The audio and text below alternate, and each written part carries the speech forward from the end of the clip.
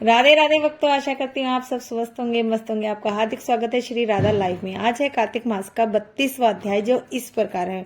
मुझे सहारा है तेरा, सब जग के पालनहार। कार्तिक मास के महात्म्य का 32वां विस्तार।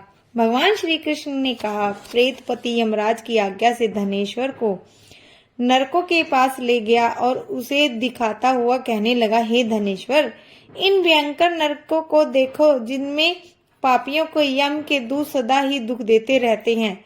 यह देखो, यह तत्ववाचुक नामक नरक है, जिसमें देह जलने के कारण पापी विलाप करते हैं।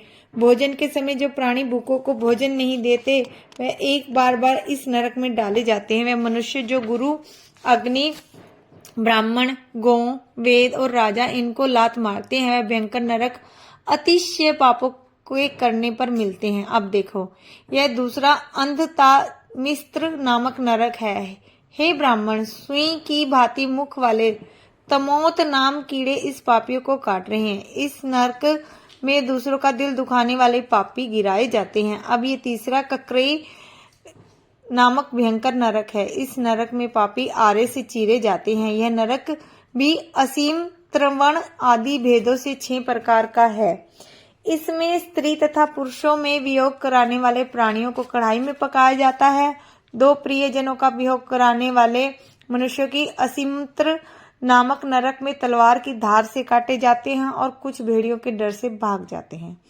अब तुम ये चौथा नरक देखो, इसका नाम अर्गल है। इसमें पापी लोग तरह तरह से चिल्लाते हुए इधर उधर भाग रहे हैं। यह नरक भी वध आदि भेदों से 6 प्रकार के होते हैं। यह देखो, यह कूटशालमली नामक 5वां नरक है, जिसमें कि अंगारों की भांति कष्ट देने वाले बड़े बड़े कांटे लग रहे हैं। यह भी यातना आदि के भेदों से 6 प्रकार का है।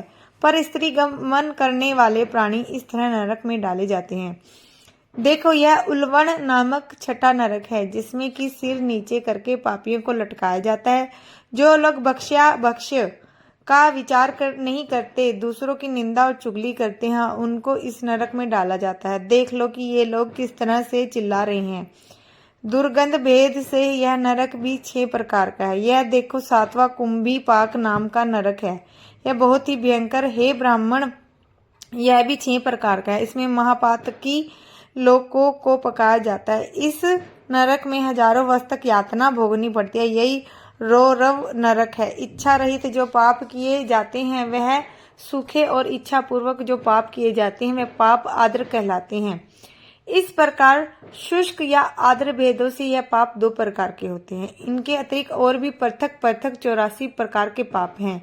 नंबर 1 अपकृणिक, नंबर 2 पाडाकते, नंबर 3 मलिनीकरण, नंबर 4 जाति भ्रष्टकरण, नंबर 5 उपाय, नंबर 6 अतिपाप, नंबर 7 महापाप। यह 7 प्रकार के पातक हैं। जो जीव जैसा कर्म करता है वह इन 7 नरकों में से अपने पाप के कर्मों के अनुसार पकाए जाते हैं। तुम्हारा चूंकि कार्तिक व्रत करने वाले प्रभु भक्तों से पर्याप्त मेल जोल रहा है, उसे पुण्य प्रभाव से तुम्हारी नरक यातना दूर हो गई है। भगवान श्री कृष्ण ने कहा है, इस प्रकार प्रेतपति ने धनेश्वर को सब प्रकार के नरक दिखाने के बाद यक्ष लोक में ले जाकर उसे वहां का राजा बना दिया। वहां पर उसका नाम धन यक्ष हुआ और वह कुबेर जी का सेवक बन गया। बाद में महर्षि विश्वामित्र ने उसके नाम पर तीर्थ बनाया था। ए राजन, कार्तिक मास का व्रत महाफल का दाता है। इसके बराबर कोई दूसरा पुण्य कर्म नहीं है। जो कोई यह व्रत करता है तथा व्रत करने वाले का दर्शन करता है, उसे मुक्ति मिलती है। बोलो राधे राधे। ये था कार्तिक मास का 32वां अध्याय। अब कार्तिक मास का 33वां अध्याय सुनाती हूँ, जो इस प्रकार है। दया दृष्टि कर हृदय में भाव भक्ति उपजाओ, 33वां अध्याय लिखूं, कृपा दृष्टि बरसाओ। सूत जी ने कहा, इतनी कथा सत्यभामा को सुनाकर भगवान श्री कृष्ण चंद्र संध्या करने को महल में चले गए। यह कार्तिक मास का व्रत भगवान विष्णु को अति प्रिय है तथा भक्ति को प्रदान करने वाला है। नंबर 1 रात्रि जागरण, नंबर 2 प्रातःकाल का स्नान, नंबर 3 तुलसी वट सिंचन, नंबर 4 उद्यापन और नंबर 5 दीपदान। ये 5 कर्म भगवान विष्णु को प्रसन्न करने वाले हैं, इसलिए इनका पालन अवश्य करना चाहिए।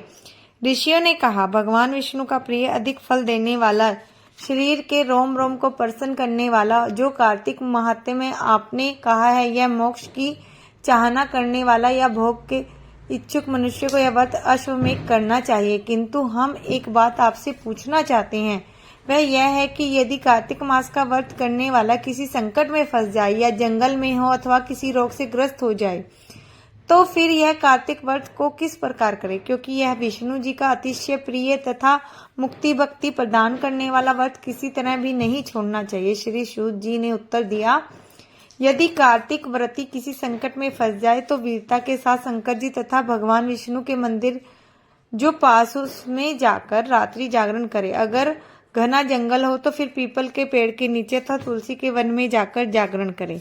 भगवान विष्णु की मूर्ति के सम्मुख बैठकर विष्णु जी का कीर्तन करे। ऐसा करने से 1000 गौओं के दान के बराबर फल मिलता है। जो मनुष्य विष्णु जी के कीर्तन में बाजा बजाता है उसे वाजपेय यज्ञ के बराबर फल मिलता है। जो श्री हरि कीर्तन में नृत्य करने वाले प्राणी को समस्त तीर्थों में स्नान करने का फल मिलता है। किसी संकट के समय या रोगी हो जाने और जल न मिल सके तो केवल भगवान विष्णु के नाम मात्र से ही मार्जन कर ले। यदि उद्यापन न कर सके तो व्रत की पूर्ति के लिए केवल ब्राह्मणों के प्रसन्न होने से विष्णु जी प्रसन्न रहते हैं। यदि आप दीपदान न कर सके तो दूसरे की दीप की वायु आदि से भली भांति रक्षा करें, और यदि तुलसी का पौधा पास न हो तो वैष्णव ब्राह्मण की पूजा कर लें, क्योंकि भगवान सदा अपने भक्तों के पास रहते हैं। इस सब के न होने पर व्रती मनुष्य ब्राह्मण, गौ, पीपल और वट वृक्ष की श्रद्धा से सेवा करे। सोनकादि ऋषियों ने कहा, आपने गौ तथा ब्राह्मणों के सदृश पीपल और वट वृक्षों को बतलाया, और सभी वृक्षों में पीपल, वट वृक्ष और वट वृक्ष श्रेष्ठ क्यों कहे गए हैं। श्री सूत जी ने कहा, पीपल का पेड़ साक्षात विष्णु भगवान है और पलाश का पेड़ साक्षात ब्रह्मा है। इन वृक्षों की पूजा, सेवा तथा दर्शन से सब पापों का नष्ट होता है। ऋषियों ने कहा, हे प्रभु, हम लोगों को इसमें शंका है कि ब्रह्मा, विष्णु और शंकर वृक्ष रूप क्यों हुए, आप कृपा करके हमें बतलाइए। श्री सूत जी ने कहा, प्राचीन काल में भगवान शंकर और पार्वती जी विहार कर रहे थे।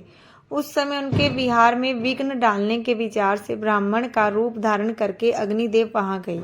विहार के आनंद के वशीभूत हो जाने के कारण क्रोध में भर श्री हरि पार्वती जी ने समस्त देवताओं को शाप दे डाला। पार्वती जी बोली, हे देवताओं, विश्व से सुख को कीट पतंगे भी जानते हैं। आप लोगों ने देवता होकर भी उसमें विघ्न डाला है, इसलिए आप सब लोग वृक्ष हो जाओ। सूत जी ने कहा, इस प्रकार क्रोधित पार्वती जी के शाप से सब देवता वृक्ष हो गए। इसी कारण भगवान विष्णु तथा शंकर जी दोनों पीपल और वट वृक्ष हो गए। इसी कारण भगवान विष्णु का शनिदेव के साथ योग होने के कारण केवल शनिवार को ही पीपल का स्पर्श करना चाहिए, अन्य किसी दिन नहीं। ये था कार्तिक मास का 33वां अध्याय।